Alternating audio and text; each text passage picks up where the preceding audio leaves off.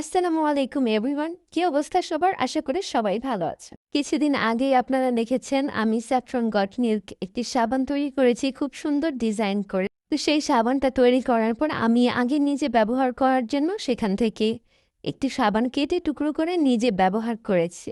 আর এইটুকু সাবানটা হচ্ছে আমার সেই ব্যবহারকৃত সাবান যেটা আপনারা দেখতে পাচ্ছেন। আলহামদুলিল্লাহ সাবানটা খুবই ভালো। এই হচ্ছে আমার সাবানগুলো এবং আমি যে সাবানটা স্লাইস করে কেটেছিলাম এটা হচ্ছে তারই আরেকটা টুকরো এবং দেখেন কত সুন্দর স্যাফরনের কালারটার রং ছাড়ছে। এখানে পিওর অরিজিনাল স্যাফরন ব্যবহার করা হয়েছে এবং আমি কি কি উপাদান দিয়ে আমার এই সাবানটা তৈরি করেছি সবকিছুই আপনাদেরকে ভিডিও আকারে দেওয়ার চেষ্টা করেছি। অবশ্যই আপনারা ভিডিওটা দেখবেন, তাহলেই বুঝবেন আমি এখানে কোনো প্রকার ক্ষতিকারক কোনো কিছু ব্যবহার করি।